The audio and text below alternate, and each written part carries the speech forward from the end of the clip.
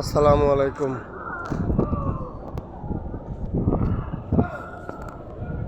দর্শক শ্রোতা, ভাই বোন, বন্ধু, আপনাদের আমন্ত্রণ জানাচ্ছি জহিরুল ইসলামের ভিডিও এফবি লাইফে। যে যেখান থেকে আমাকে দেখছেন অথবা শুনছেন সবাইকে স্বাগতম। হ্যাঁ ভাই, আজকে আমি আপনাদের জন্য নিয়ে এসেছি লেবার কলোনিতে ডেলিভারির কিছু চিত্র আপনাদেরকে দেখানোর চেষ্টা করব। আসসালামু আলাইকুম, কেমন আছেন সবাই? আশা করি সবাই ভালো আছেন। আমি আলহামদুলিল্লাহ আল্লাহ তাআলার অশেষ মেহেরবানিতে আছি ভালো।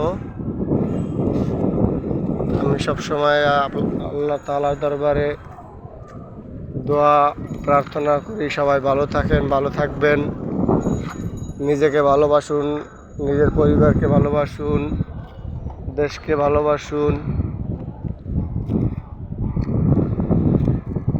ওভারফ্লো ইয়ার্ড নামে কেউ চিনে, লেবার কলোনির ইয়ার্ড নামে কেউ চিনে।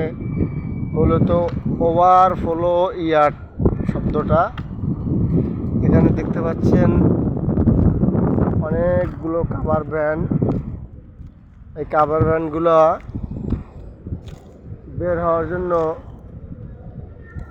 অপেক্ষমান।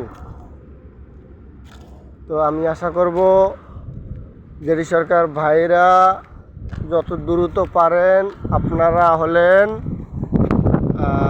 কি বলে এটা হলো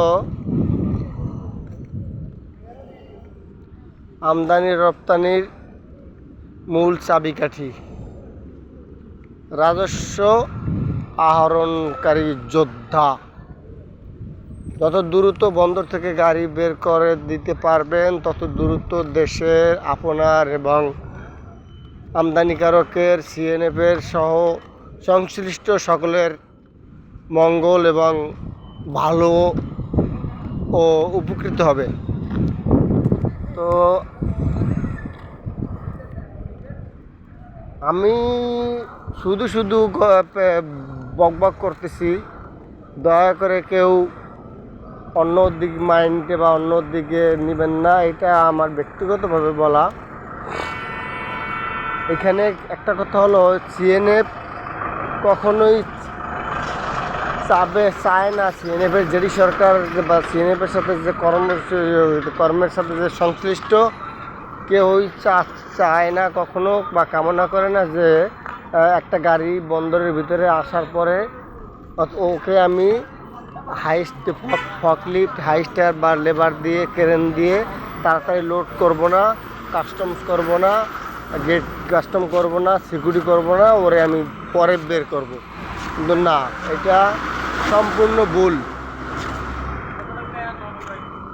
100%, 200%, 1,00,100%, 1,00,100% ভুল। কারণ একটা কন্টেনার ডেলিভারি দিতে পারলে ওই সিএনএফের জেডি সরকার বা সংশ্লিষ্ট যে ব্যক্তিবর্গ থাকে তাদের মাথা থেকে একটা 10 মণ 20 মণের সমতুল্য একটা বস্তা মাথা থেকে ঝরে যায়। অনেকে দোষ দেয়, জেডি সরকার গাড়ি ছাড়ে না, জেডি সরকার গাড়ি লোড দেয় না, জেডি সরকার হাইস্টার আনে না, জেডি সরকার লেবার আনে না। কিন্তু না রে ভাই, এটা ভুল ধারণা। সবাই এটা ভুল ভাবতেছেন।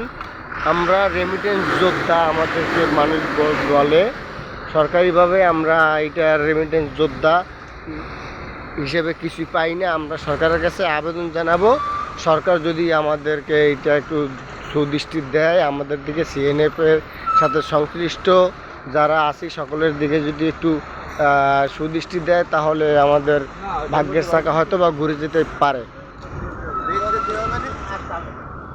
আল্লাহর রহমত কখন কার উপরে বর্ষিত হয় কেউই জানি না।